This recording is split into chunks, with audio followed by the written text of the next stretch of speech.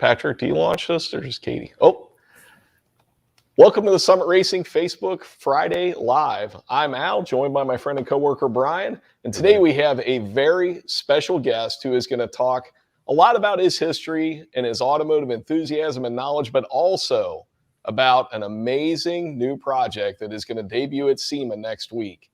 So this year, we have focused on great American success stories, and our guest today is certainly one of those folks. We've been joined by folks like Jay Leno, Ken Lingenfelter, Don Garlitz, Larry Nance, David Freiberger, Garrett Mitchell, Frank Hawley, and now the one and only Mike Copeland. Mike has an absolutely amazing history, and Mike, I'm going to read what I stole shamelessly from the internet, so we know it is all true if it is out on the internet. So I'll walk through some things. Mike is currently the CEO of Arrington Engines and also Diversified Creations. So Mike has a passion for racing. He won the Mini Bike National Championship while still in high school. How cool is that? After he graduated from high school, Mike went through Ford's technician training program and worked in various dealerships for several years. After many years at independent shops that specialized in Corvettes, General Motors recruited Mike to work for Cadillac. He took over education and training for the brand before moving to Flint, Michigan in 1994 to run the Buick Olds Cadillac experimental build area, where he was responsible for final testing and validation. In 1998, Mike went to Warren, Michigan, where he spent 7 years working on advanced vehicle integration as head of GM's Advanced Vehicle Architecture program. His final position before retiring from GM was as lead engineer for the Performance division, where he oversaw development of the Cadillac CTS-V and 5th Gen ZL1 Camaro, as well as many one-off show cars. After GM, Mike then became the VP of Operations at Lingenfelter Performance Engineering, where he led the development of a number of amazing projects and late model engine packages for all things LS and LT powered. In 2017, Mike left Lingenfelter and purchased Arrington Engines, a late model performance Mopar parts manufacturer and engine builder, and currently builds some of the most awesome late model Hemis around, and also an awesome project that we're going to talk about later, but we're going to talk more about Mike right now. Mike, thank you so much for joining us today. It's awesome to see you. How are you doing? Doing great, guys. Just shocked to hear my name put in with all those famous people that you've interviewed in the past. Well, Mike, it's a pleasure to have you, and you and I have been friends for a long time and known each other for a long time. And you are among that group of people that is a great American success story. So starting with the Mini Bike National Championship, we got to go all the way back because that is fascinating. How did you get into that? Was your mini bike, were you running in a stock class, or was it highly Copelandized where it was all kinds of crazy stuff and fast as anything? How'd you get into that? Well, I convinced my dad to take me to a mini bike race, a local one, when I was 11 years old. And so I had just a Ruttman mini bike, a 4-horse on it. And I had the governor tied, of course, and a straight pipe. But my first ever race, I got 3rd place. And that hooked me, right? So the next year, that was the last race of the year. I'd read about it in the newspaper. And so we went out there. The next year we went back. And then it took off, right? I mean, I was very competitive. I know you're probably shocked to hear that, but, I started racing when there was just like 1 class, 2 classes, and then it grew and grew. I went through the local mini bike shop sponsorship. Then I got sponsored by Rupp, and they would supply bikes for me. Then we transitioned to Speedway because Rupp was kind of pulling out of racing, and their engineers started their own company, which was Speedway Mini Bikes. And then I ended up racing for a company called Minimate, and they were out of Lansing, Michigan. It was about 50 miles from home. But in the end, I rode 7 classes. So I rode from 3.5, 4-horse, and 5-horse stock, 3.5, 4-horse, and 5-horse modified. And then we had an open class, and I raced that one as well. So tell me about what an open class mini bike looks like or sounds like.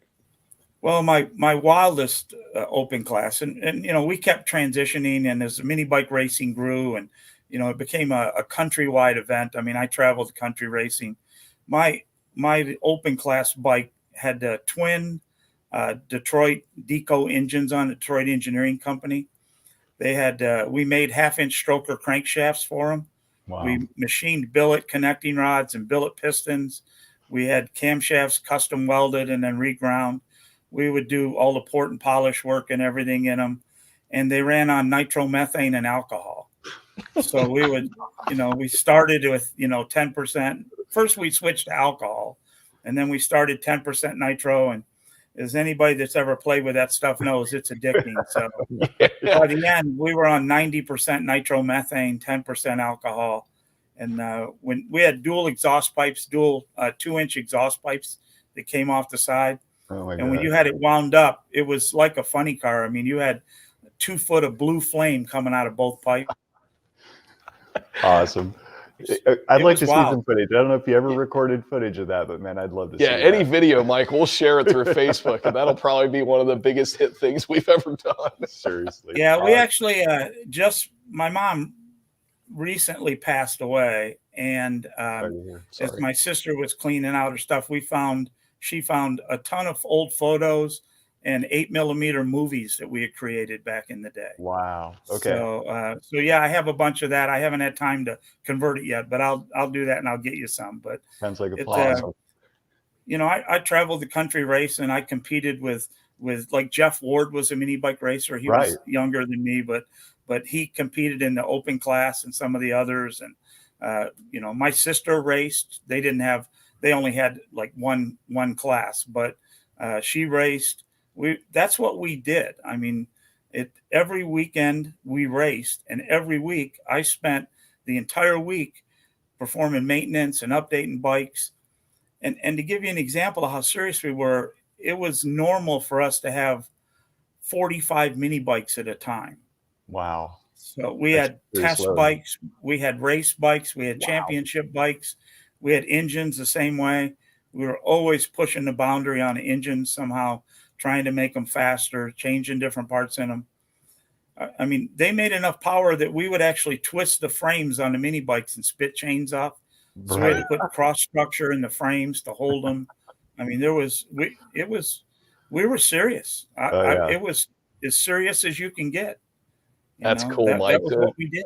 So is that what started it all for you? Was that the moment you said, I'm going to play around with engines my whole life, and I'm going to work on something mechanical, whether it's motorcycles, cars, trucks, whatever the case is. And you've worked on everything in your career, which is pretty amazing. Yeah, I think it started even before that, right? I mean, I have memories of, being like 4 years old with my hand up in the door of a 54 Ford holding a nut so my dad could change a window regulator. Right. My dad worked on cars at home, and then he worked in dealers, and, he was a technician and then a shop foreman, then service manager. Then he ran dealers. And so I grew up in that environment, right? I mean, in 1964, my dad had a Galaxy 500 convertible, 427, 425 dual quad, 4-speed car. And I remember the family, we used to go out in the country and race. They would street race. And my mom, my sister, and me standing on the shoulder of the road while my dad drag raced, street race, not really drag race, but street race. Yeah. And we would stand out there and watch the races, right? Wow. I mean, that's how I grew up. That's awesome, Mike. What a cool story. So when you were young, when was the deciding moment when you decided to make a living doing this? Did you just naturally gravitate to becoming a technician, and then the opportunities presented themselves? You took the opportunities and it eventually landed you at GM? Or do you remember what age you were at and kind of what you were thinking and what you wanted to do? Or was it just to pay for like going racing on the weekends and stuff? No, I knew, I mean, from my youngest memories that I was going to be a mechanic, right? That's what my dad did. And my dad's friends did that. He was always working in the garage at home. I mean, that was how he probably paid the bills, right? And but he worked in the dealership during the day, and then he would work at home in the garage on nights and weekends. And he supported his racing habit somewhat that way. But I always knew I was going to be a mechanic. So when I graduated high school at 17, and my dad ran a Ford dealer. Ford had what they called a job entry training program for mechanics. Right. And my dad got me into that program. So I went, and it was a 24-week course, and you went to class for a week and then you worked a week. So if you learned, you learned carburetors, right? The goal was that you would work on carburetors the following week. When you learned how to build axles, the following week you'd build axles. That was the path. And, I did that, started that when I was 17. And I'm a little bit focused. So, so I took that course. I graduated that at 24 weeks, #1 in the class out of about 50 people. And, nice. And the rest is kind of history, right? So I went into management because that's what my dad did. I was 21 years old, and I was a shop foreman in a 50-bay dealership. Wow. What was that like? I mean, being that age and I'm sure you had a bunch of frankly grumpy old mechanics and everything like that talking about this whippersnapper. I mean, that's a talent to be able to manage that kind of a crew. It was a huge challenge. And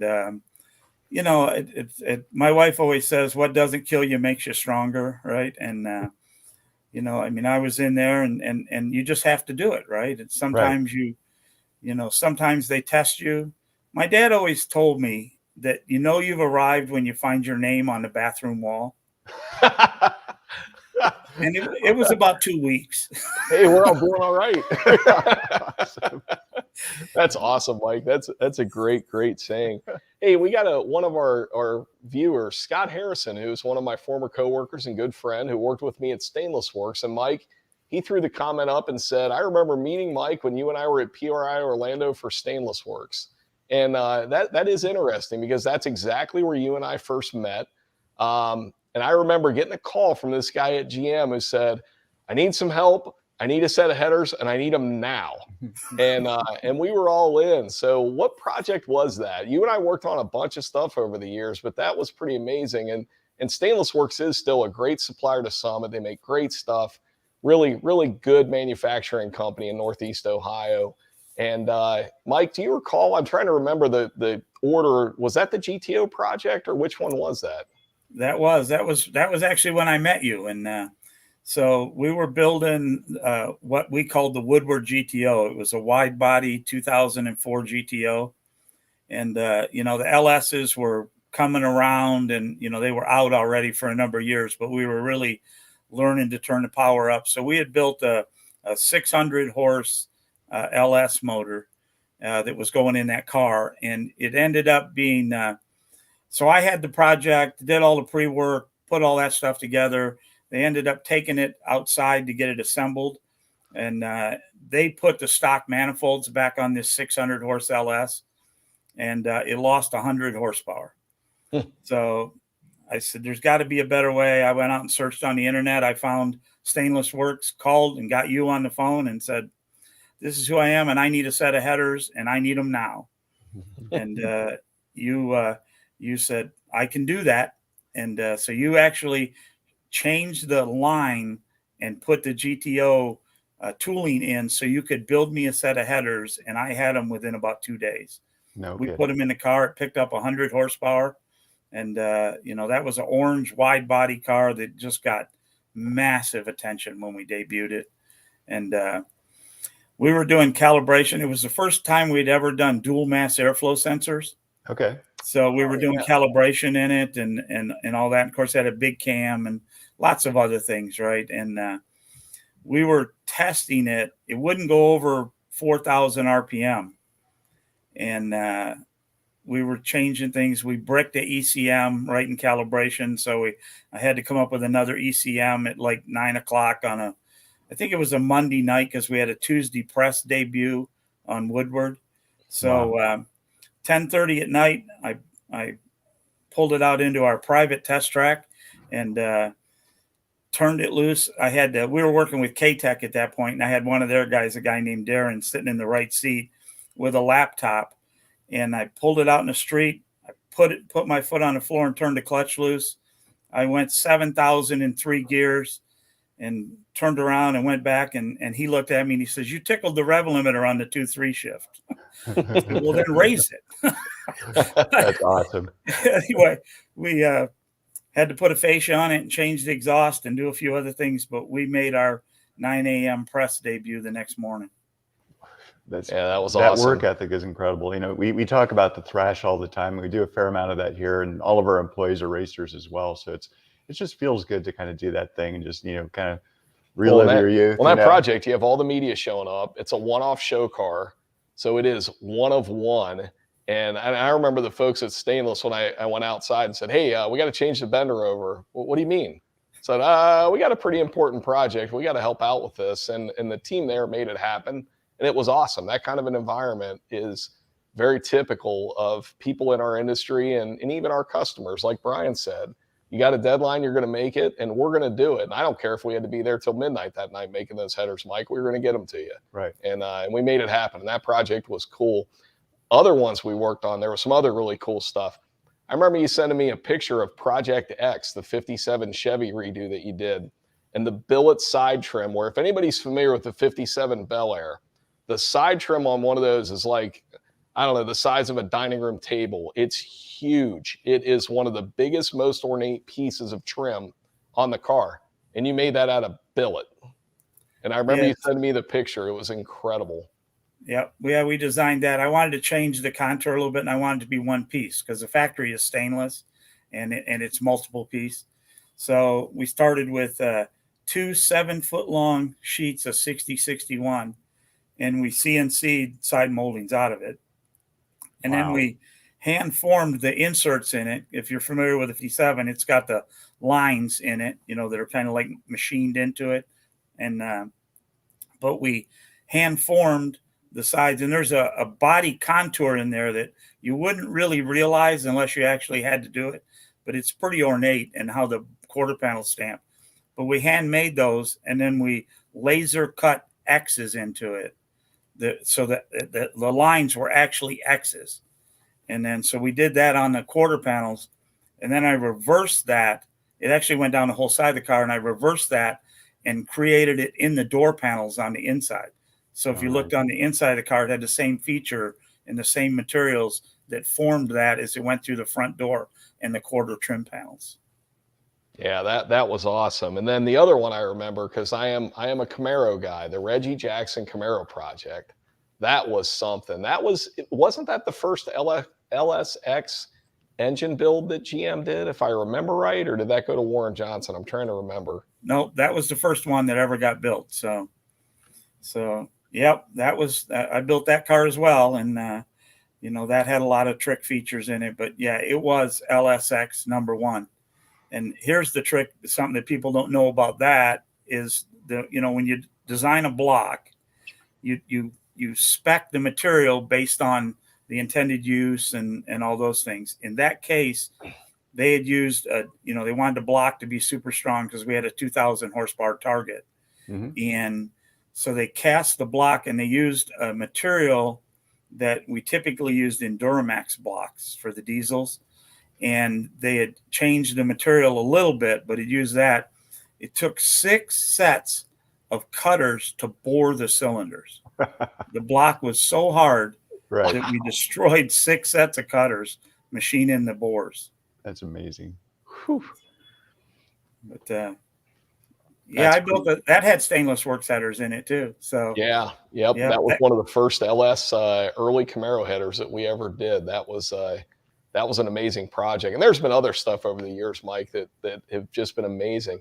Out of all that stuff you've done, are there any projects that come to mind that were not the end result was a disaster, but it was like you're ripping your hair out to get the thing done, and you're like, oh my gosh, this thing's going to kill me. And then finally you get it down the road, and you're like, thank goodness that thing's behind me. Is there anything? Because I know our customers can relate to that when you're at the 11th hour and you're thrashing and you're like, man, get this thing out of my life, please. There has to be something over the years that you've had to work on like that. Oh yeah, there were a number of them, right? I mean, and everything, if I tend to judge stuff by what it is at the end. Was it a success, right? Did it deliver on what the requirements were? and all of those, I mean, I've had a couple misses, but frankly, it's very rare.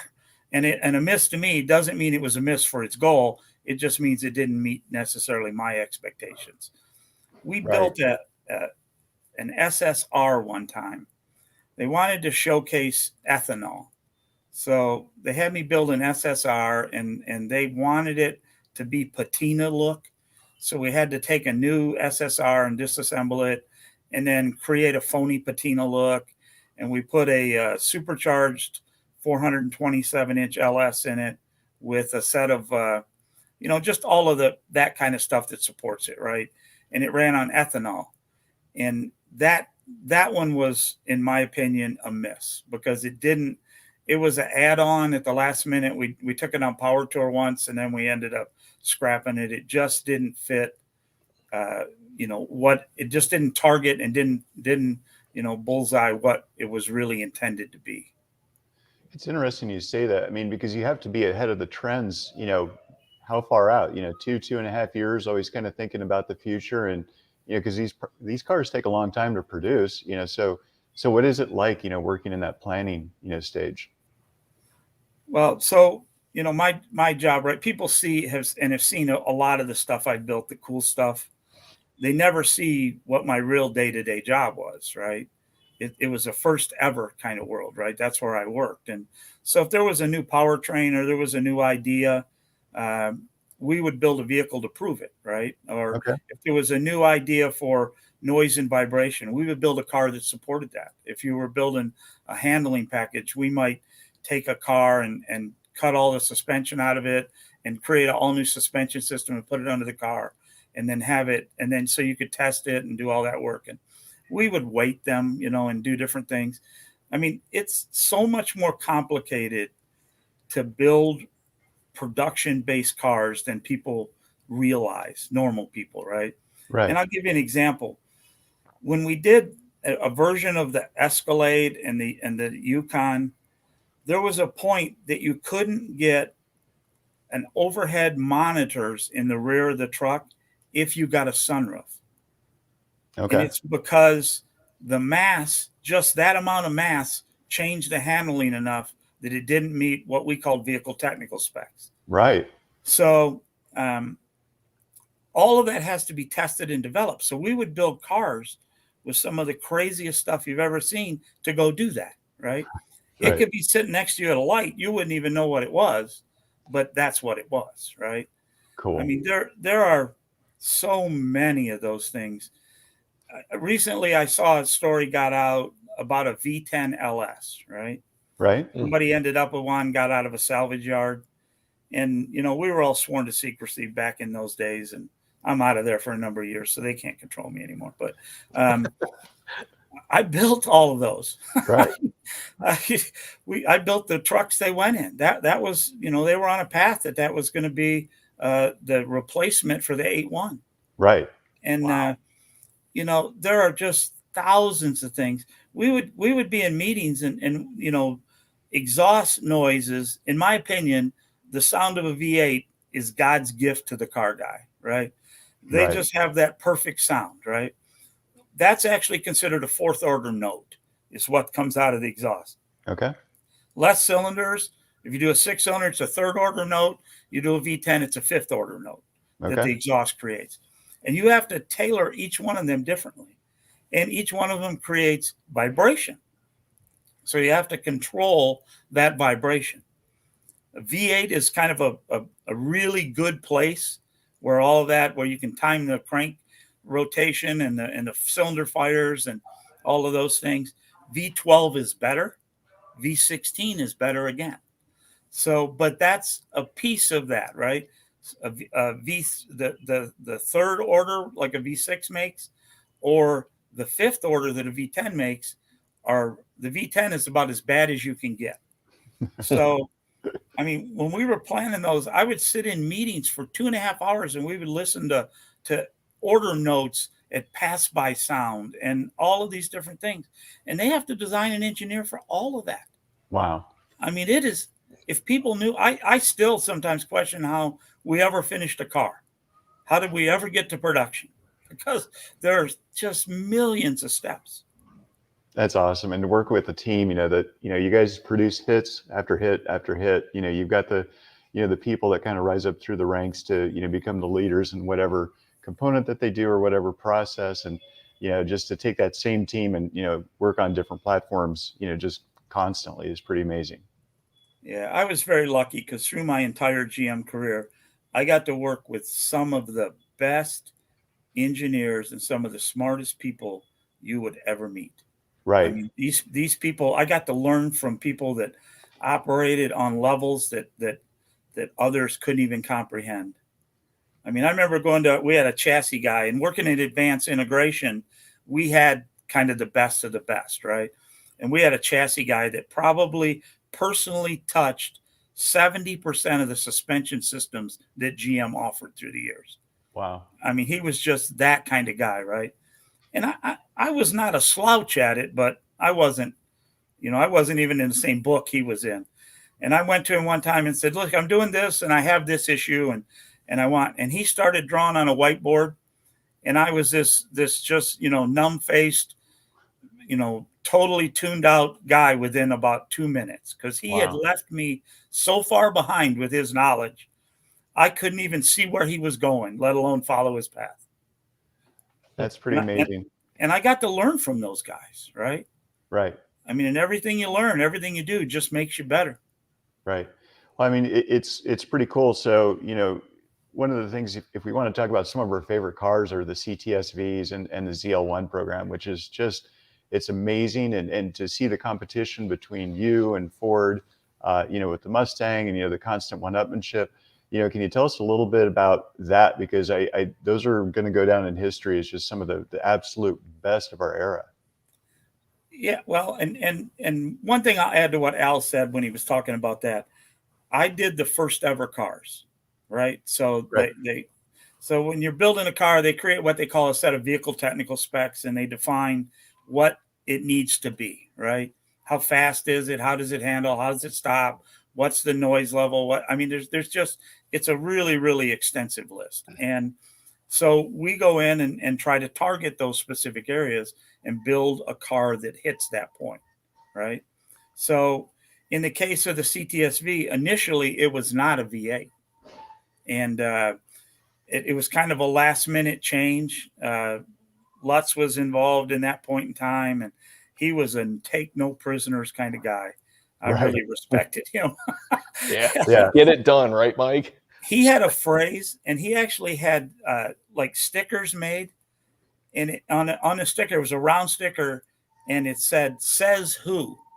And we would be in meetings, and people would be compromising, and they would be, not wanting to take the risk, and not all of these other things. And, well, we can't do that. We can't do this. We can't do that. And I saw him take those stickers over and stick them on executive shirts and say, tell me, says who, we can't do that. Right. That's great. As far as I know, I'm the second guy in the company, and the first guy told me to go get it done. So who says we can't do that? And I've heard that story about the LS7 as well, when that thing was coming out, and the story goes, we can't do something that's 427 cubic inches and have the thing live. And then, one of the fellows in the room said, well, if I don't misstate it, I think we just won the 24 hours of Daytona or something like that with the 427 in the C5R program. So why can't we do it? And I just love that risk taking. It's produced some of the best products ever, Yeah, very true. Mike, out all the projects, we talked about the ones that did meet your expectations. What about your favorites? You've got to have some that come to mind. I mean, you've had personally, like your Rampage project was incredible, which is a Dodge Rampage with a Hemi in the back of it and a transaxle. I mean, you've done some absolutely crazy stuff over the years, and there's got to be some that are best thing Mike Copeland ever did, or the ones that are near and dear to your heart. Yeah, well, the Rampage is obviously one of those, right? I mean, because that whole thing came out of my head, right? There was no rendering. I mean, we did a rendering so that we could do a poster for SEMA, but the rendering came from my description to the artist that drew it, right? Okay. So that was there. I think from my GM world, right? I mean, we built some cool cars, and and I tried to push the boundaries on every one of them. The Hot Rod Solstice was a huge success to me. I mean, we started with a production Solstice 4-cylinder manual transmission, weighed 2,870 pounds. We tore that thing apart, and I actually, a lot of people don't realize it if they didn't read the stories, where every body panel on that car was carbon fiber except the quarters. Wow. Everything else was carbon. I mean, I took 16 pounds out of the wiring harness, eliminating things that we didn't need. We put an LS7 base. It made 575, the LS7 that we built for it. We made tri-Y headers for it. But that car really turned up. I mean, it took cars to another level, right? That car we went 1090 with that car on an unprepped asphalt surface in 34-degree weather with snow flurries coming down. And it went 1090. Right? Wow. Phenomenal. Yeah. When this car, that car was very special. And it's kind of sad that it never really, that it's not still with us here today, because I look at it in a lot of ways as like a scaled down vet, right? Hydroform frame. I guess the suspension was designed by the same guy that did the C5 as well. It was just the 4-cylinder version of it. So should have had a V8 in it. Well, that's, and Mike, honestly, that project that you did, I think that paved the way for, as an example, Mallet cars, Chuck and Lance Mallet. I don't know how many V8 Solstices they built. They built a number of those, which are just incredible cars. I mean, the car that you built, I think, is the car that should have been, in my opinion. That car was absolutely amazing. I think about it like a modern day Cobra. I know that when I was interested in actually trying to purchase one of those from Chuck, I just like, this is the modern day Cobra. It's like all engine in this tiny little car. It was pretty amazing at that time. Yep. Well, what people don't know is we actually did a lot of the advanced engineering on that car in my group. And it had Corvette suspension copy, some of the components were actually the same. Okay. We package protected in the design that it would hold a V8. And that was another Lutz deal, right? And I was there when we were designing and we were getting direction and all these things for these from, different parts of the corporation and everything, that this is what we want and that's what we want and this is what we want. And I was there the day that he said, we did a big review with him, and he said, that's beautiful. He said, I can't believe you can sell that car for $20,000. And they said, well, no, you could never sell that car for $20,000 and make a profit. I don't understand. He says, well, that's the first line on the description of the car. So you give me a $20,000 car we can sell. And turned around and walked out of the room. Wow. But they had it on a path to make it way too heavy and way too everything else, right? But that was a great car. That was a lot of fun to build. That car ran, like I said, 1090s. It would pull 1.05 G lateral on street tires. Right.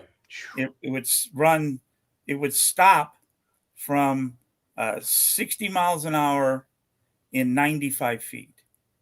That's phenomenal. Those cars won a number of championships too in SCCA road racing. So those yellow cars, I can't remember what the code was for those cars, but it was just a great car. And I built that car too. Yeah. Awesome. All right. So now I did the SCCA approval program for that car. Why didn't you just call me, Brian? I could have told you everything about it. All right. Here's the parts list, Brian. Yeah. Awesome. One of the things you just brought up, though, is how the reason why so many people love GM and Chevy and, is all this overhead that you build into the car for hot rodding. It's almost like you're hot rodders yourself, and you're like, I think I'd like to be able to do this. And so I'm not saying you ever sneak things in, but it just seems like, there's always a pathway, for, doing cool things with the cars. And that's, enthusiasts like ours, like us and all of our customers, just, it's like a blank canvas. Once we receive the cars, you can do stuff. You're not locked in with no pathway to, having fun with, modding the car. Yeah, well, that's part of, we are hot rodders, right? There's a big core group of extreme car enthusiasts inside basically most of the OEs, right? Right. And when you get an opportunity, and I lived through that period of time in GM when we had the performance division, right? And we had the John Heinrichs and we had the Al Oppenheisers, right? Who was the chief engineer of Camaro. I worked direct for Al.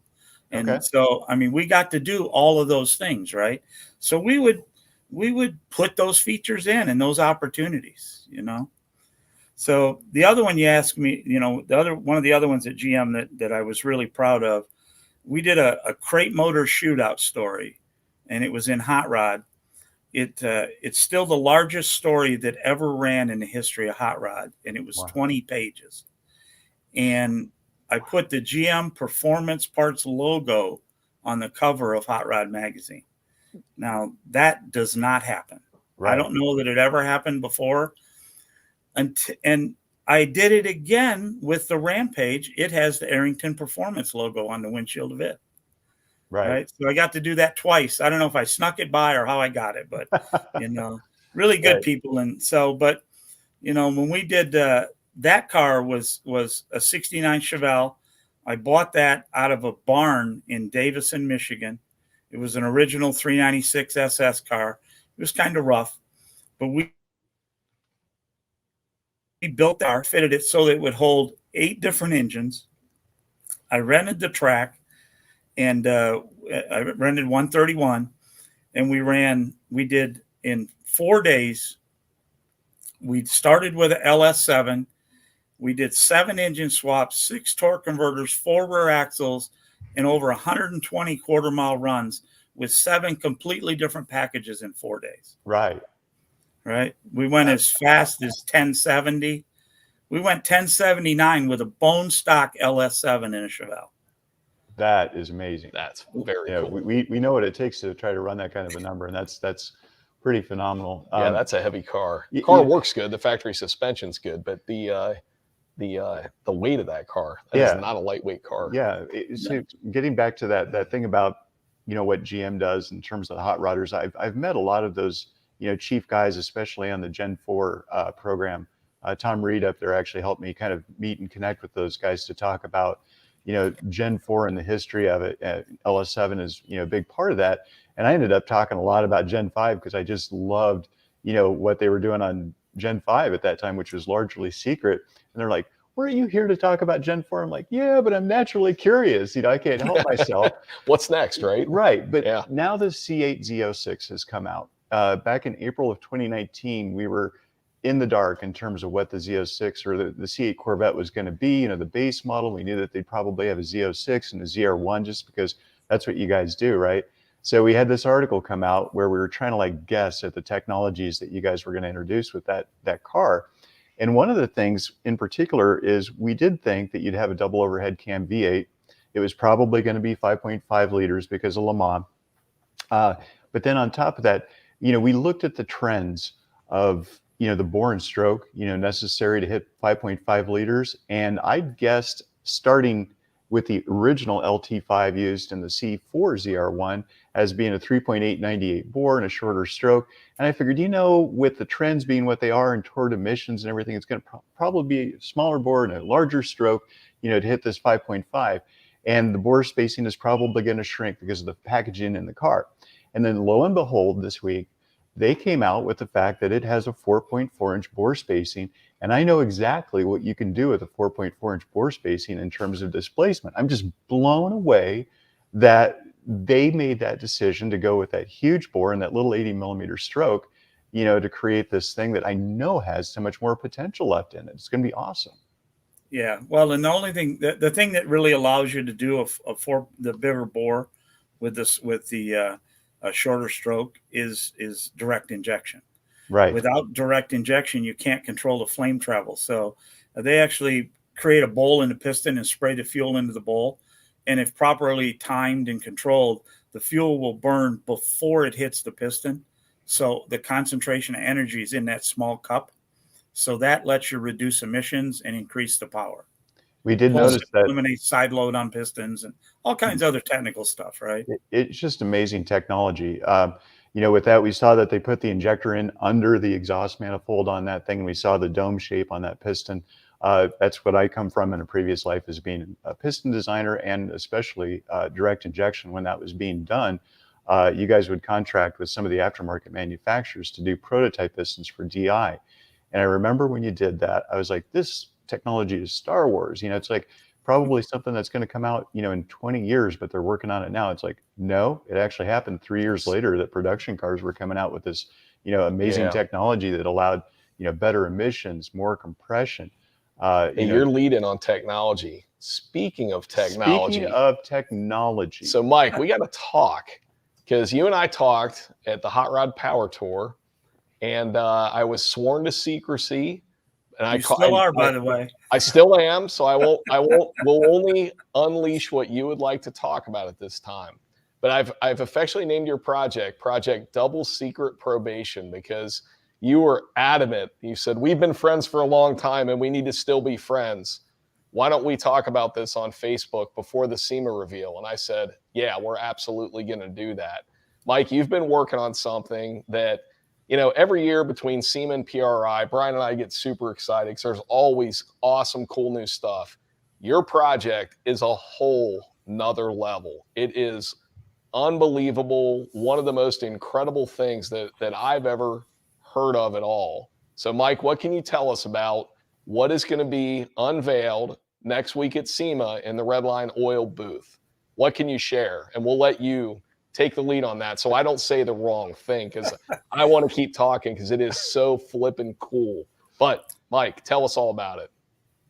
All right. Well, I'll tell you what I'm going to share. So Arrington Performance is a technology company. It always has been. Since it was started by Buddy Arrington way back in the early 60s, it focused on the technology and development of Hemi engines. That has continued on and on, right? And even today, the things that we do at Arrington, the engines we build, the components that we create, they have technology that others, frankly, very rarely have, and in some cases never have. Right. So we tend to look at things, right? I have an OE background. My people have a racing background, many of them, so we try and combine all of that and make that work. Because of my experiences and because of my background, a lot of people look at it and go, well, you own a Hemi company now. You used to be a GM guy. What most don't realize is I was a Ford guy before I was a GM guy. Right. And so, you do those kinds of things, and opportunities open up. And we are going to debut something that came as an opportunity, partially because of my background in GM and relationships that I had built in the past, partially because of things that we've done and created and been able to do. I mean, like when I was at GM, we did the first ever twin turbocharged direct injected engine. And that was a V6 that we put into a car that we built for Jay Leno, a Camaro. Okay. Right. And that was, we had some support from the powertrain side of the house, but in reality, that was a GM Performance division kind of thing. Right. And I oversaw the design and engineering of most all of those components. Right. I didn't have all the answers, and trust me, I talked to a lot of the experts as we did it, but that was not a typical type program. What we're doing now is not a typical type program. We will debut a new technology on Tuesday at 11:30 Vegas time in the Redline Oil booth. And if you're going to be at SEMA, it's booth 22419. We're going to pull the covers off of a brand new ground up build that was built in my other company, Diversified Creations. I'll tell you, it's a 1948 Chevy truck. I'll tell you that it has the potential from a technology standpoint that it could change the world. Yes. Mike, I absolutely agree with you. Can you give us any more? Because I want to keep talking, but I don't want to unveil anything. What about, is it internal combustion powered? Saving the world is probably, come on. Well, it just a little more, Mike, just a little more. So it's supercharged. Is it fast? It creates good power. I won't give you the number, and we continue to work on that and turn that number up. It answers many of the world's concerns about emissions. Okay. And it does it with a traditional based combustion internal engine. combustion engine. Okay. Yeah. And Yeah. we are going to visit you as soon as you call me and say, I'm back from SEMA and the vehicle's here, and we're going to cover this technology in depth and talk about it and then share all the details of it, because for our audience and our customers, this is unlike anything you've ever seen before. And I'm not going to violate Mike's trust, because Mike, as you said, we've been friends for 20 something years, and we're going to be friends for 20 something more years. So I need to not disclose exactly what it is. But when we can talk about it, Brian and I are so excited to go through this with you, because it is revolutionary. And in my opinion, it is one of the most significant automotive developments in my career, for sure. Well, I'll share this one other thing. It's important enough and it's big enough that I have a one-on-one meeting with 8 people from CARB. Yep. Awesome. Because of the potential and the let's say emissions impact or lack thereof. Is that appropriate, Mike? That is appropriate. Very good. We probably should shut that subject up Yeah, right now if we before keep talking, Mike, I'm going to let the whole cat out of the bag, and I should not do that. But as you can tell, I told Brian, I think I drank a pot and a half of coffee today because I couldn't sleep last night. So I'm like, this is so exciting, and I don't know how much Mike's going to be able to share. But for our audience, make sure that you do follow Mike's unveil of this in the Redline Oil booth on Tuesday. I believe it'll be, if it's not national news, I'm going to be pretty surprised because of what it is, Mike. I mean, it is, and that's why in the beginning of the segment, when I said you're among great company with all these people, you were among those people before we did this today and before you did this project. But this project is so significant that I think it's just going to seal that deal with you. I mean, it is incredible, the technology that you've developed and with the partners that you have on this too. And I know Tuesday you're going to talk more about those partnerships and the involvement, but it is exciting, and it is a great point for our industry that you're going to be able to talk more about this and show it on Tuesday. Yeah, and it's important. You know, I said that part of why you can do these kinds of things is because of the relationships you build. Right. In this specific case, my chief engineer is a guy named Al Butlin, and Al and I worked together at GM. We both worked in advanced integration. When I met Al, you know, I always strive for more, right? That's just who I am. I always strive to be better. I strive to learn. I try to push myself, right? When I met Al, he was on such a plateau that I literally had to go back and do everything I could to try and learn from him and to grow to be able to be in his shadow. And Al is retired GM, just like I am. Al, I called him and said, Al, I need you on this program. You have some history with some of this in different arenas. And Al came in, and he's been my chief engineer while we did this. And it would have been impossible without him. It would have been impossible without, in particular, 2 of my partner companies. One of them brings a huge engineering advantage for us, and their skill sets and their own technology that they have, that they brought to this is critical and impossible to do without.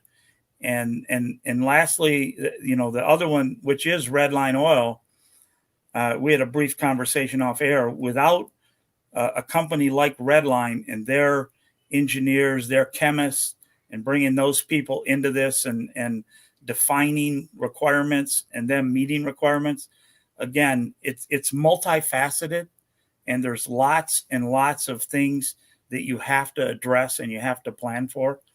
And we've done our best to cover all of those things.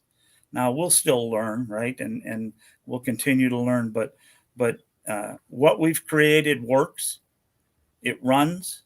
We know it does. We know that what it can be, and we have a pretty good vision of what the future can be with it. Awesome. One of the things I want to talk about, I know we could probably go all afternoon, but there are two things in particular. You did a stint over at Lingenfelter during a very important time. There was a transition there after John's death and things, and you were there and did a number of great things to help that company become, even greater. You had a huge impact there.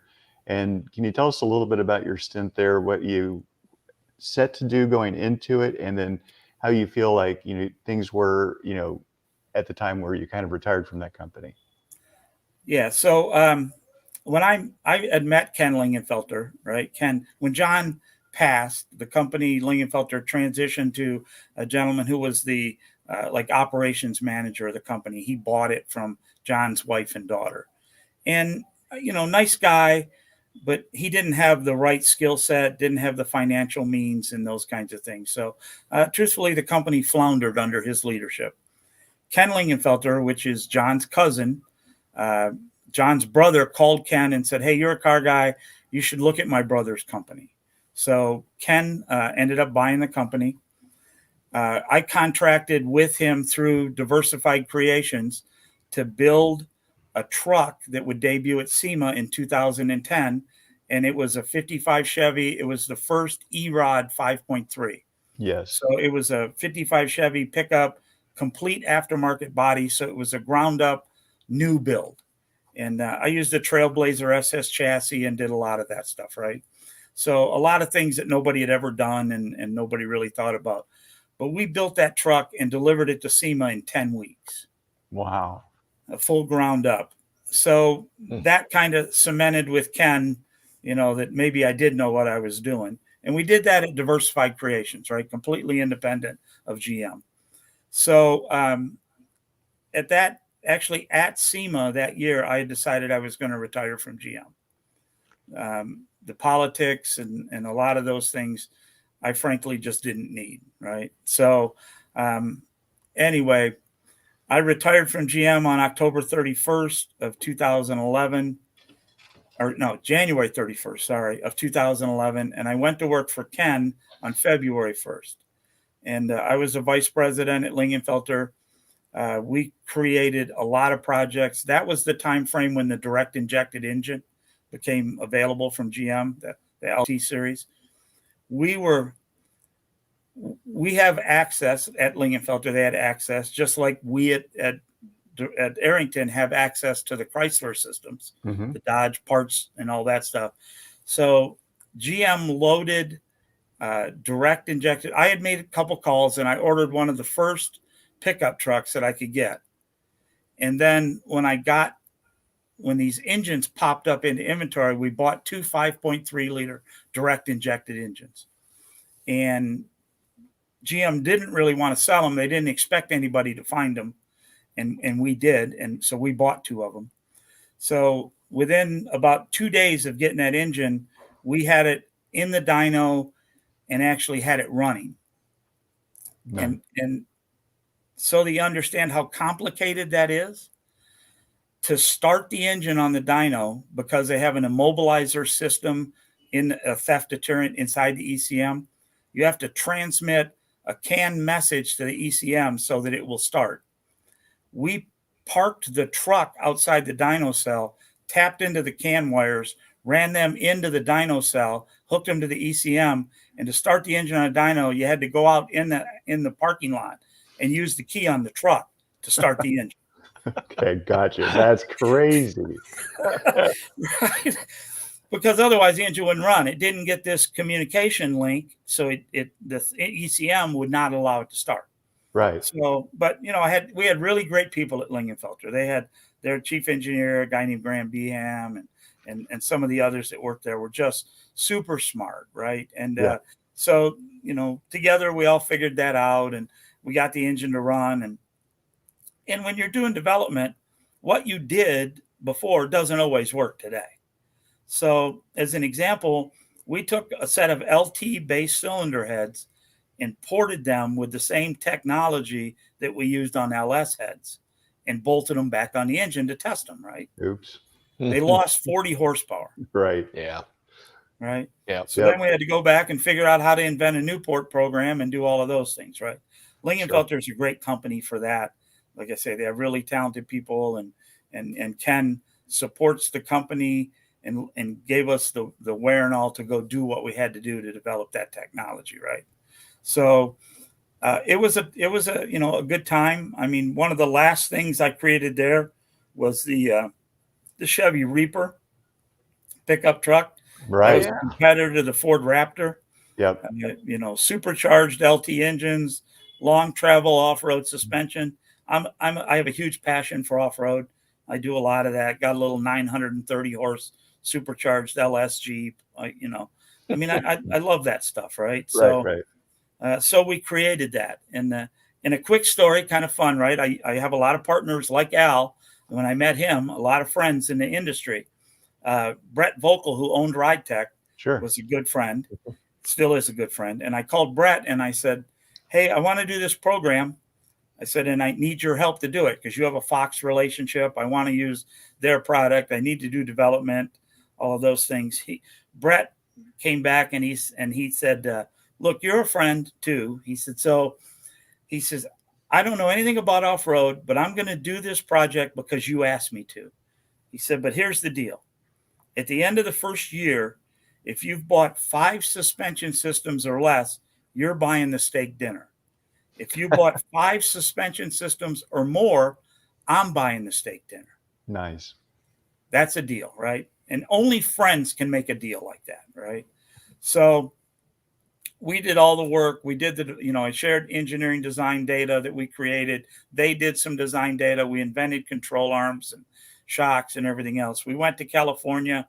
Fox came out. We set up a track in the desert in a place called Plaster City. We built a 7-mile loop, and we went out and we designed and developed and tuned a suspension system under this truck. Right. We got it all done. We partnered with a company called MCM Vehicles who had access to brand new GM trucks and had a distribution network across the country. So I went to the NADA show in New Orleans with them. We debuted that truck, launched it. And I called Brett the next day and I said, okay, I'm having a PO processed. Here's our first order. And he said, all right. He said, are you buying or am I buying? I said, the PO is for 150 suspension systems. Wow. But we sold 550 trucks in a year. That's amazing. Right? That's awesome, Mike. So did you get 100 times the number of steak dinners out of Brett, Mike? Or just one, but it was a really good place. Dinner now, right? Exactly. That's awesome. Brett's a great guy, Mike. Developed a great company over the years, and you're right. The friendships in our industry and the relationships you develop over the years are just so important. And we appreciate the relationship with you, Mike, and we appreciate you spending time with us today.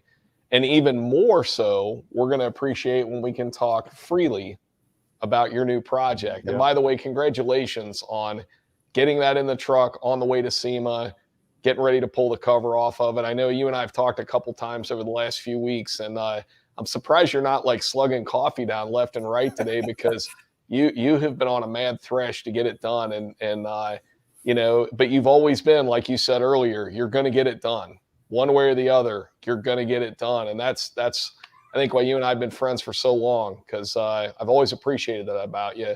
And whenever I've needed your help or had a question or whatnot, you've always been great about that. And you've always been that person that I could call and say, hey, Mike, how do you do this? And you've been just an awesome friend and a great help. So, Mike, you got anything else you want our viewership to know about this project before you depart?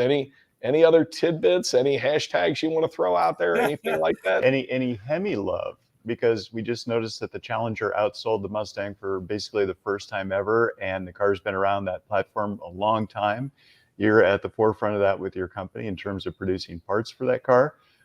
Anything you want to throw in there for our Mopar enthusiasts? Yeah, well, the Hemi world is different than the LS world, and it's frankly, I've got a Camaro. My wife has an 11 Camaro with a supercharged LS and trick suspension and all the good stuff, right? Forged lines, Continental tires, everything on it. I have a Challenger. I have a 19 Challenger that I play with, right? It has a 392 with our forged drop-in piston and rod. Right now, I have one of our experimental kind of camshafts in it, and then I have a Vortec V7 on it. And right now, I have it set at 12.4 pounds of boost. It makes 845 horsepower at the crank. Right. And it runs 1060s on just a street drag radial, foot braking it. Right. Right. I mean, the technology, it is so much faster and so much more fun to drive than my Camaro. I hate to say, but it's just, I mean, when you got a car that you only do that amount of work in it, and you can stand in the throttle at 55 miles an hour and haze the tires. Yeah. That's just fun. I don't care who you are. Right. And, look for a lot more coming from us in the Hemi world. We have a bunch of new products and a bunch of things that we're waiting to release. We've been updating our website continually, shophemi.com. I'll give you, Al, a little tidbit for the future. Al and I, when I was at Lingenfelter, we worked out a program where you could buy Lingenfelter parts through Summit. And Al and I have that same path going forward with Arrington. So at some point in the future, we'll be able to do that. Looking forward. Mike, I'll buy the steak dinner when that happens, buddy. I promise you that. We're good to go there. Yeah. Hey, Mike, we have one of our customers who has a question, and I think this might be that point we end on, because this might be where you drop the mic and walk off the stage. So Arndt Baslund asked the question, is this new thing a performance thing or only emissions related? And it's going to be hard to answer with the little bit of information you can share, but Arndt, from my perspective, Mike wouldn't be on here if it wasn't performance related. So Mike, can you share any more on that? Or is it, there's a lot to learn, I know, with this whole thing and a lot more boundaries to push, but I think for what you've done so far, it's absolutely performance related.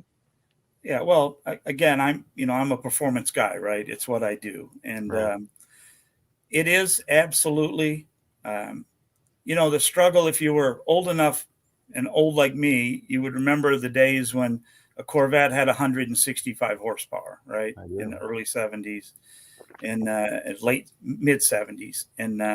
And you look at where they are today, where they just released the big power in the new C8, right? So that's an emission. It's designed and driven partially by emissions that forced all of us to get that good, to be able to first meet the requirements and then second, figure out how to turn it into performance, right? We're kind of doing that same path, right? Now, we still started with a performance package and frankly, it makes good power, right? We already know the next step that will let us increase the power by 25 to 30% and more. And we're already planning for that, right? Drop the mic. Hang on to your hats. We're going to show you something earth-changing, world-changing, I think. I think we're gonna have people look at things a lot differently than they have, and it's just the tip of the iceberg. Love it. Yep, it's awesome, Mike. And Mike, can't wait to visit you. Can't wait to show our customers and our audience and your customers and your audience exactly what this is. And I think people are just going to be blown away. And it is going to be awesome. And we are looking very, very forward to that. Mike, have an excellent SEMA show. I can't thank you enough for joining us today. And we're honored you'd think of us to share the little bit that we did with our audience about this. But Tuesday at SEMA in the Red Line Oil booth, make sure you pay attention, folks. It is going to be pretty outstanding. And we'll have a lot more in-depth coverage on that after the SEMA show. Mike, any closing comments? Anything else you'd like to add? Just one thing. Hashtag the future is here. Love it. There we go. Summit customers, thank you so much for joining us today. Very much. Remember, follow us on Facebook, Instagram, Twitter, YouTube, all the social channels, and we will have much more content on this topic in the very near future. Mike, thank you for your friendship. Thank you for the relationship. and looking forward to seeing you and looking forward to the debut at SEMA. Congratulations. Have a great show. Thanks, guys. I appreciate it. Thank you for taking the time to have me on. All right. Absolutely, Mike. Thanks, folks. Thanks, everyone. Have a great week.